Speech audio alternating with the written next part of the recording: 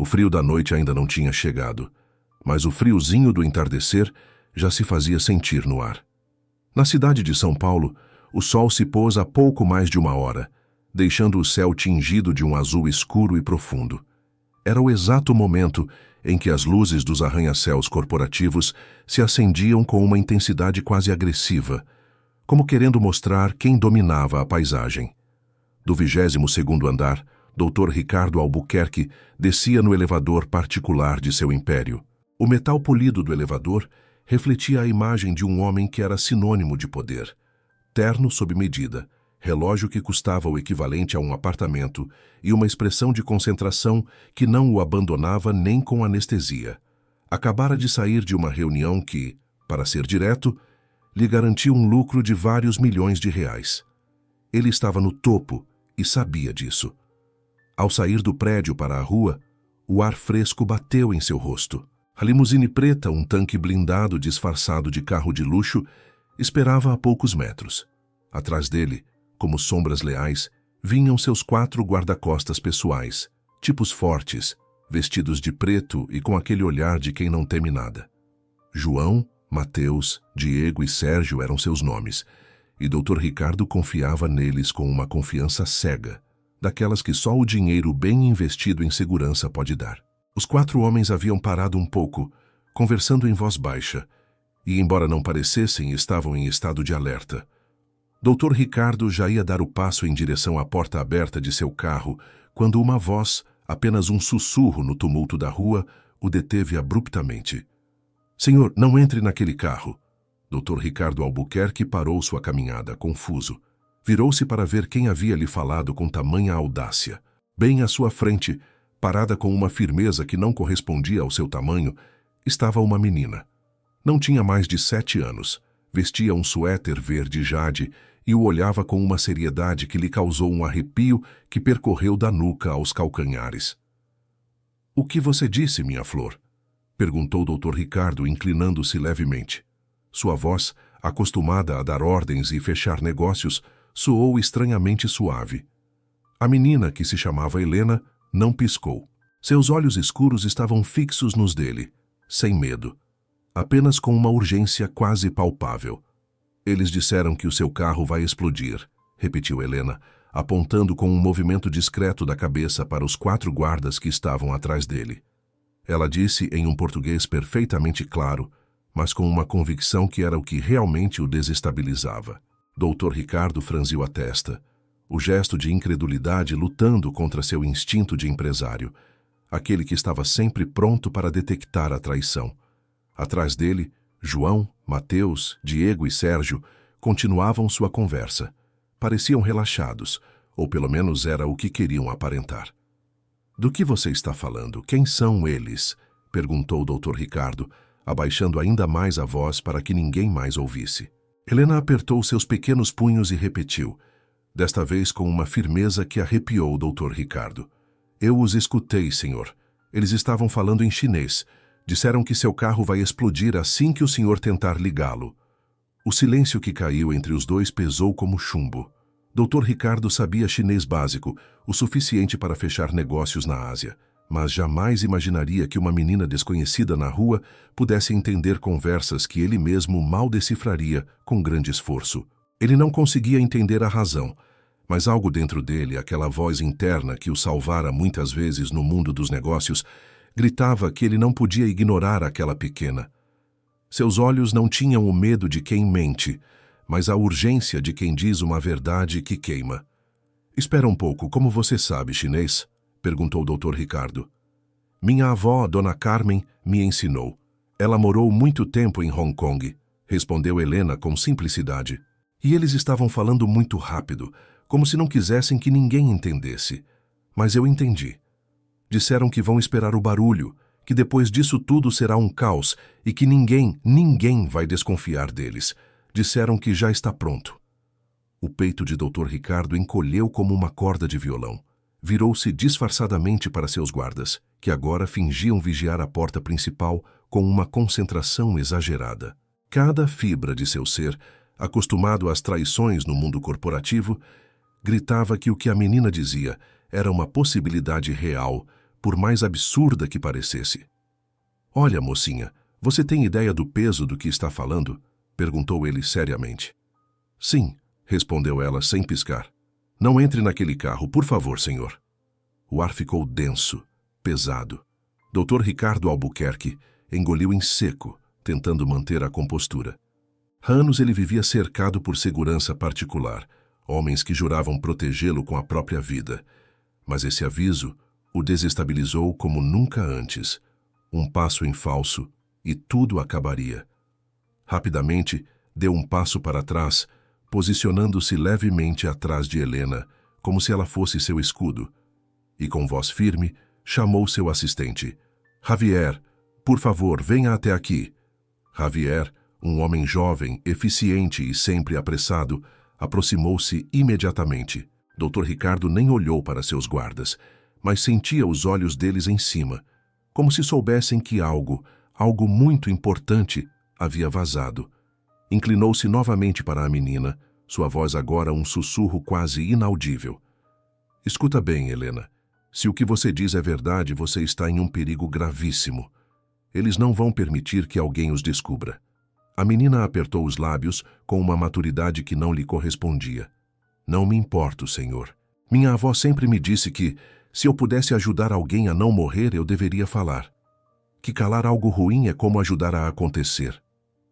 Essas palavras atingiram Dr. Ricardo na medula dos ossos. Naquele instante, ele sentiu como o peso de sua fortuna e de seus ternos caros desmoronava diante da simples e pura coragem de uma menina. O assistente retornou com Pedro, o único homem em sua vasta rede de segurança em quem confiava cegamente e sem questionamentos. Pedro, venha aqui. Rápido!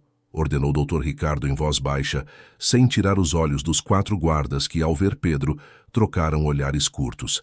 Aqueles olhares que Dr. Ricardo agora notava já não eram um detalhe. Eram uma confirmação do aviso de Helena. Preciso que você revise meu carro, Pedro, mas faça como se fosse parte da rotina de encerramento. Imediatamente, foque no motor e na parte inferior. Não me fale, sussurrou o Dr. Ricardo, enfatizando a última frase.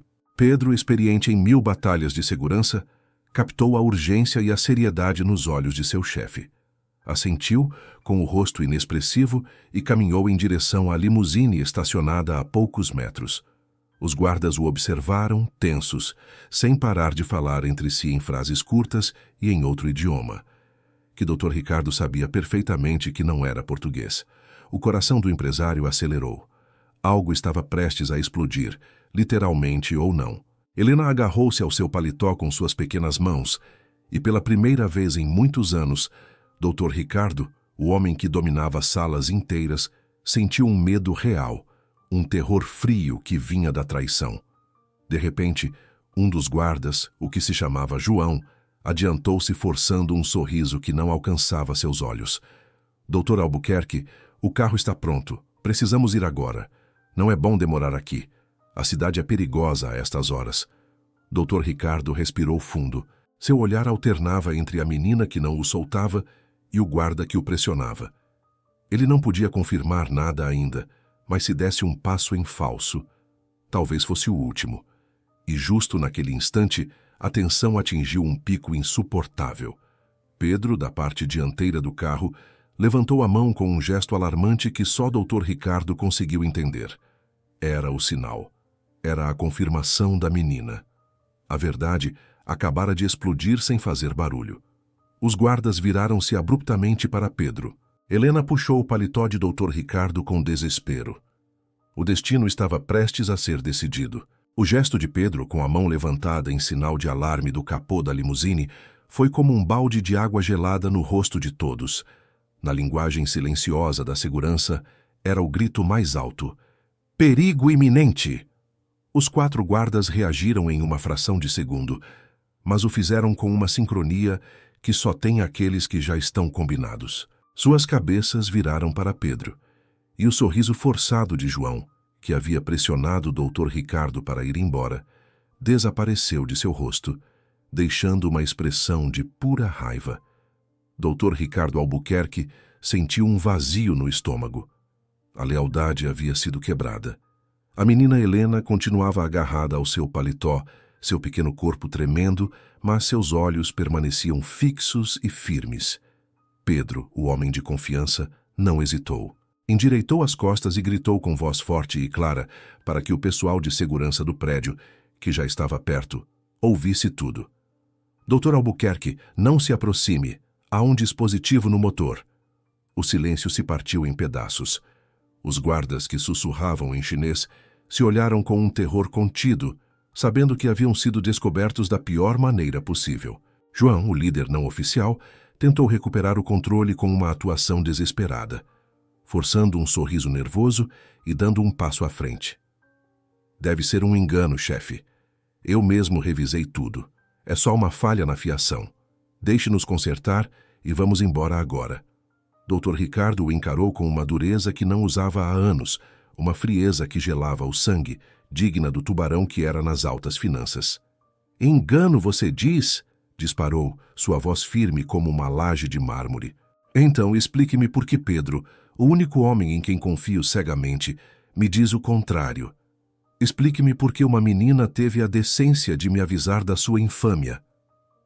A tensão ficou insuportável. Era um duelo de olhares a queima-roupa. João e seus homens entenderam que o jogo havia terminado. Não havia volta. Haviam sido delatados por uma garotinha, e isso era uma humilhação que não iam tolerar. O guarda Mateus, o mais alto e forte dos quatro, tentou se mover discretamente para dentro de sua jaqueta, procurando algo que Dr. Ricardo nem queria imaginar. Mas o empresário reagiu como se esperasse aquele movimento. Nem tente, Mateus. O jogo acabou. O negócio de vocês acabou. Ao redor, a segurança interna do prédio corporativo em São Paulo já havia notado a estranha situação. Os guardas uniformizados do corporativo que vigiavam a entrada começaram a se aproximar com cautela, seus rádios chiando e suas mãos já sobre suas pistolas. Os traidores perceberam que haviam perdido qualquer oportunidade de fuga ou de completar sua missão. Foi então que Sérgio, o mais silencioso, murmurou algo em chinês com uma raiva mal contida. Era uma frase curta, cheia de veneno.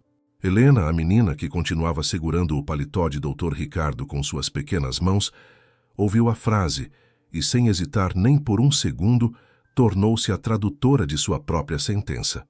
Sua voz, embora trêmula, ressoou no silêncio. Ele diz que não importa, que cedo ou tarde alguém vai pegá-lo, senhor, que o senhor não vai escapar. Dr. Ricardo a olhou com uma mistura de espanto e profundo respeito. Aquela menina de apenas 7 anos havia se tornado sua única e corajosa aliada, em meio à mais miserável das traições. Ele não permitiria que aquela ameaça se cumprisse. Talvez, respondeu Dr. Ricardo, sua voz agora trovejando para que todos, e especialmente os traidores, ouvissem. Mas eu garanto, rapaz, não será hoje, e quem quer que os tenha enviado saberá que fracassou miseravelmente. Em questão de segundos, os agentes de segurança interna do prédio, liderados por Javier, o assistente, que havia permanecido alerta, avançaram sobre os guardas traidores. Houve um confronto violento, gritos abafados, insultos em chinês que Dr. Ricardo não conseguia entender, mas que Helena certamente sim, e olhares carregados de ódio dirigidos ao empresário e, principalmente, à pequena. Os traidores lutaram com o desespero de quem não tem nada a perder, sabendo que, se caíssem, arrastariam consigo quem os contratou. Finalmente, os 4 homens foram rendidos. Suas mãos foram algemadas com algemas de segurança e eles foram arrastados, seus rostos desfigurados pela raiva e pelo fracasso. Dr. Ricardo não se moveu, não piscou. Permaneceu impassível, com Helena ao seu lado, até vê-los desaparecer de sua vista, engolidos pelas portas do prédio e escoltados pela polícia do corporativo. Só então, quando o perigo imediato se dissipou como fumaça, Dr. Ricardo se ajoelhou. Ele se colocou na altura de Helena, olhando diretamente nos olhos da menina que lhe salvara a vida. Você salvou a minha vida, Helena, disse com uma seriedade que não era de negócios, mas de um profundo agradecimento pessoal. De verdade, nunca, jamais vou esquecer o que você fez por este velho. Ela o olhou com um toque de timidez. Sua pequena mão ainda segurava uma dobra de seu paletó. Era como se pela primeira vez ela compreendesse a magnitude do que havia acontecido. Eu só repeti o que ouvi, senhor, sussurrou Helena. Minha avó, Dona Carmen, diz que ficar em silêncio sobre algo tão ruim é como ajudar a acontecer. E eu não queria que acontecesse com o senhor. As palavras, carregadas de uma sabedoria simples, mas demolidora, atingiram Dr. Ricardo no fundo do coração. Ele passara décadas cercado de puxa-sacos, de conselheiros que só buscavam seu dinheiro e de sócios que não valiam um tostão. E, no entanto, foi essa menina, sem esperar nada em troca, que lhe mostrou o valor puro da verdade e da coragem. Sua avó é uma mulher muito sábia, Helena, disse ele, forçando um sorriso sincero, um gesto raro em um homem tão reservado. E você, minha menina, você é corajosa como um leão. Você é uma joia. Naquele momento, Javier, o assistente, aproximou-se com um telefone e uma expressão de horror. Doutor Albuquerque, a polícia e os técnicos acabaram de confirmar. Não era uma bomba artesanal. Era um detonador à distância, um explosivo plástico de nível militar, escondido com precisão. Um trabalho de profissionais. Quem o ordenou não queria deixar rastros, chefe. Eles queriam ter certeza de que seria o seu fim definitivo. O empresário apertou os lábios. A traição não era apenas de seus guardas. Era um ataque bem planejado, bem financiado, que vinha de cima. A pergunta já não era quem o havia feito, mas por quê e quem era o mentor. Dr. Ricardo olhou para a menina à sua frente. Ela era a única peça de ouro puro neste jogo sujo de traições. E sua vida, seu futuro, dependiam agora de descobrir a mente por trás desse plano sangrento. Não havia tempo a perder. A conspiração era muito maior do que ele imaginava. A adrenalina ainda pulsava nas têmporas de Dr. Ricardo Albuquerque. O ar que ele respirava na entrada do corporativo em São Paulo, que antes parecia frio, agora parecia rarefeito e carregado de perigo. Ele havia escapado da morte por um fio, ou melhor, pela coragem de uma menina de 7 anos. Javier, o assistente, estava ao telefone, lidando com a polícia local e a segurança interna. Pedro, o fiel chefe de segurança, supervisionava a retirada dos guardas algemados, garantindo que a sujeira fosse embora para sempre. Dr. Ricardo se levantou de sua posição ajoelhada e pegou na mão de Helena. Ele a conduziu discretamente para uma área menos exposta do saguão. Escute, Helena, disse com voz tranquila, embora seus olhos ainda brilhassem.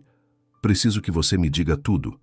Preciso saber se, além de o carro ia explodir, você ouviu algum nome, alguma pista sobre quem deu a ordem.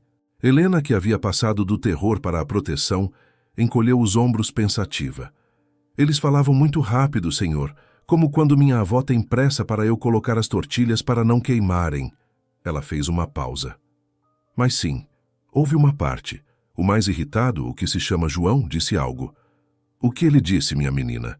Diga-me em detalhes, insistiu Dr. Ricardo, ajoelhando-se novamente, com toda a sua atenção voltada para ela. João estava furioso. Ele disse, diga para aquele velho que perdemos o trabalho, mas que o chefão vai nos pagar o triplo se a próxima tentativa funcionar. Disse que não somos os únicos que o estão procurando e que ele já deve saber disso. O impacto da revelação foi físico.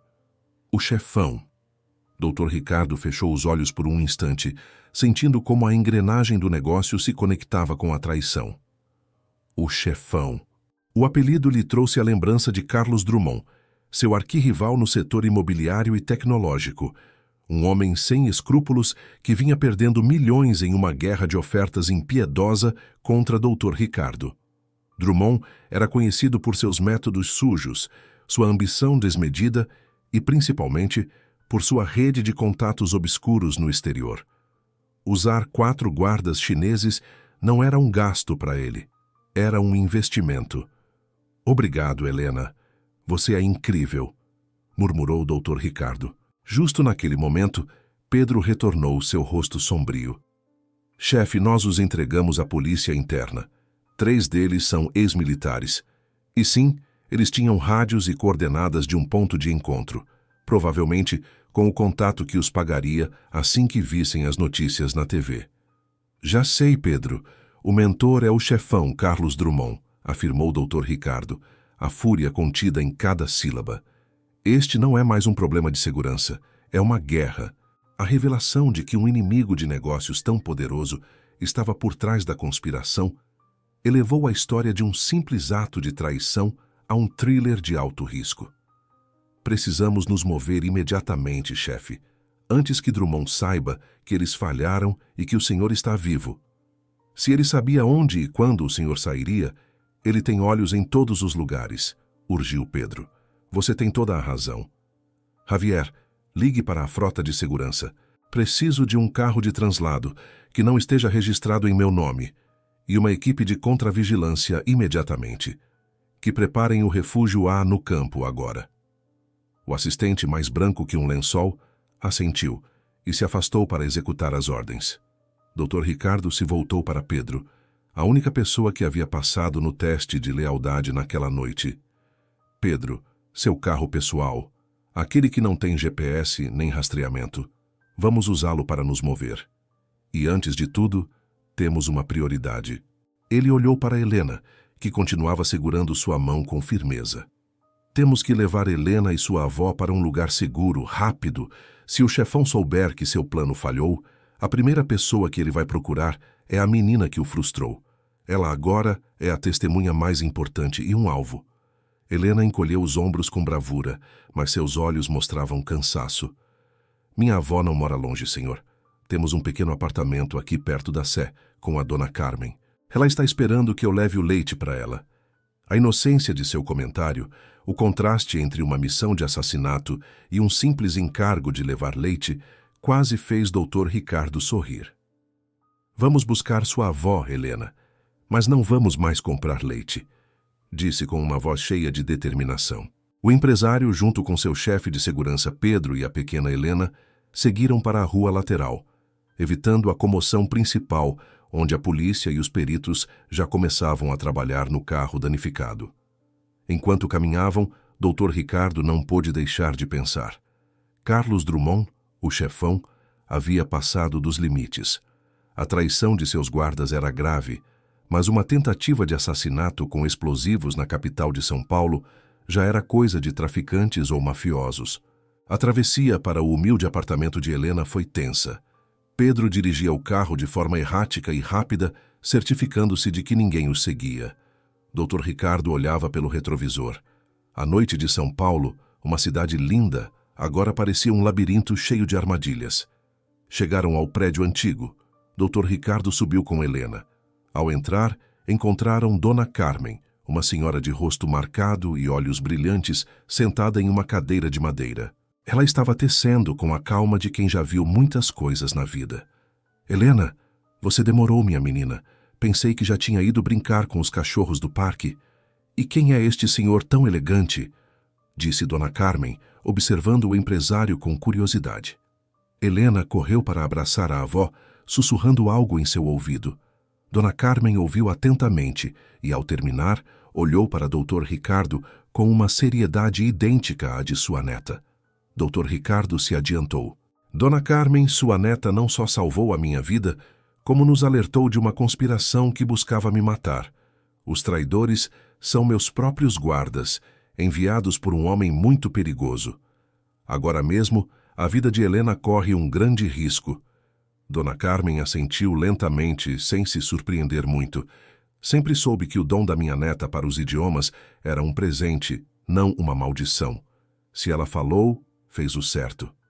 Ela olhou para Dr. Ricardo e disse com firmeza: Nós vamos. Se o senhor diz que minha neta está em perigo por dizer a verdade, nós a levaremos para onde for preciso. Ela é a minha vida. Dr. Ricardo sentiu uma profunda admiração pela avó. Não havia medo, apenas a calma de alguém que protegia o que mais amava. Perfeito. Pedro tem um carro de fuga pronto. Iremos para uma propriedade da minha família, muito segura e longe da cidade. Pelo menos até que este assunto seja esclarecido. A partir de hoje, a senhora e Helena estão sob minha proteção, Dona Carmen. O empresário estendeu a mão. A anciã a apertou. O pacto de lealdade estava selado, não com contratos nem com milhões, mas com a vida de uma menina corajosa e a sabedoria de uma avó. Enquanto saíam do apartamento, apenas com uma pequena bolsa com o indispensável, Dr. Ricardo sentiu que o perigo continuava o seguindo de perto. O chefão era um adversário formidável. Mas agora, Dr. Ricardo tinha algo que Drummond não tinha. A verdade ao seu lado, na forma de uma pequena tradutora que era sua única esperança. A fuga apenas começava. O carro de Pedro cortava a noite paulista. Eles haviam deixado São Paulo para trás há quase 2 horas e 20 minutos, viajando por estradas secundárias que se perdiam entre os cafezais. No banco de trás, Helena dormia, exausta, encostada no colo de Dona Carmen. A avó, apesar da hora avançada, já passava da meia-noite, mantinha uma calma estoica. Dr. Ricardo ia na frente, ao lado de Pedro. A tensão havia diminuído, mas não o estado de alerta. O silêncio no carro era um espaço para a reflexão. Chefe, Pedro quebrou o silêncio. A polícia interna já tem os nomes e as conexões desses 4 traidores. São mercenários que trabalharam para uma agência de segurança chinesa que já havíamos vetado antes. Tudo indica que o chefão usou seu contato na Ásia para este trabalho. Um movimento muito sujo. Dr. Ricardo assentiu, olhando pela janela. A traição já era um capítulo encerrado. Agora vinha a vingança, mas antes, o agradecimento. Pedro, preciso que você fique no refúgio com elas até que eu possa organizar uma equipe de proteção permanente e a contra-inteligência. Sua lealdade de hoje, a forma como você agiu sem perguntar, vale tudo. Você está encarregado da vida de Dona Carmen e Helena, ordenou o Dr. Ricardo. Conte com isso, chefe, respondeu Pedro com firmeza. Mas o que vai acontecer com a menina? Dr. Ricardo virou a cabeça e olhou para Helena através do espelho retrovisor. A luz tênue dos instrumentos iluminava o rosto da menina que, por um simples ato de coragem, havia reescrito seu destino. A menina é minha responsabilidade agora, Pedro. Não só salvou a minha vida, como me lembrou algo que eu havia esquecido: a pureza da verdade. Eu vivi cercado de puxa-sacos e mentirosos. Helena é diferente, explicou. Quando chegarmos ao refúgio, farei algumas ligações. Chegaram a uma pequena cidade escondida na serra, e de lá, pegaram um caminho de terra até uma fazenda antiga, um refúgio familiar que não estava em nenhum registro moderno. Era um lugar seguro, muito seguro. Uma vez instalados na casa, já passada a 1h20 da manhã, Dona Carmen preparou chá para ela e um café bem forte para os homens. Helena continuava dormindo, agora em uma cama confortável. Dr. Ricardo sentou-se em frente a Dona Carmen na sala com lareira. Dona Carmen, quero falar sobre a minha gratidão, começou o Dr. Ricardo. O que sua neta fez não tem preço. Sei que ela o fez sem esperar nada, por pura decência. Mas eu não posso ficar de braços cruzados. Dona Carmen o olhou com calma. Minha neta apenas repetiu o que ouviu, Dr. Albuquerque. Ela tem o dom da verdade e eu a ensinei a não calá-la. Não espere que lhe peçamos nada em troca. E precisamente por isso, continuou o Dr. Ricardo, farei o seguinte. A partir de amanhã, Helena e a senhora não têm mais com o que se preocupar. Vou garantir que ela receba a melhor educação particular em qualquer idioma que queira aprender, não apenas chinês. Ela terá um fundo fiduciário para que seu futuro financeiro seja completamente seguro. E o mais importante, terão proteção permanente e discreta, fornecida por Pedro, até que o chefão esteja atrás das grades. Os olhos de Dona Carmen se encheram de lágrimas, mas de alívio, não de tristeza. Deus o abençoe, Senhor. Ela merece o mundo, mas eu não ousava sonhar tão alto. Ela já me deu o maior presente, a minha vida, concluiu o Dr. Ricardo. O empresário fez as ligações pendentes, uma para seus advogados para estabelecer o fundo fiduciário imediatamente e outra para um velho amigo, um detetive particular de elite em São Paulo, para iniciar uma investigação criminal contra Carlos Drummond, o chefão, usando a evidência do explosivo como prova central. A guerra estava declarada. Ao amanhecer, por volta das 6 da manhã, Dr. Ricardo se preparou para ir. Ele tinha que voltar para São Paulo para mover suas influências, mas se aproximou do quarto de Helena antes de partir. A menina continuava dormindo profundamente. Dr. Ricardo se ajoelhou ao lado da cama. Seu rosto era angelical, Naquele momento, ele compreendeu a lição mais profunda de todas. A fortuna pode comprar segurança, pode comprar empresas e luxos, mas a lealdade verdadeira e a coragem nascem onde menos se espera. Sua vida dependera da pureza daquela menina. Obrigado, Helena, sussurrou. Nunca mais subestimarei a voz dos inocentes. Ele se levantou, assentiu para Pedro, que estava na porta, e se despediu de Dona Carmen. Ao sair do refúgio no carro que o levaria ao aeroporto, Dr. Ricardo Albuquerque já não era o mesmo homem. A traição o havia atingido, sim, mas a lição de Helena o havia transformado. Ele lutaria contra o chefão com todas as suas forças, mas agora faria isso com um novo propósito: honrar a verdade e o valor da menina que lhe havia mostrado a luz na escuridão. O destino havia mudado. A conspiração de São Paulo havia terminado, mas uma nova vida, cheia de proteção e possibilidades, apenas começava para Helena, a menina que não soube calar a verdade.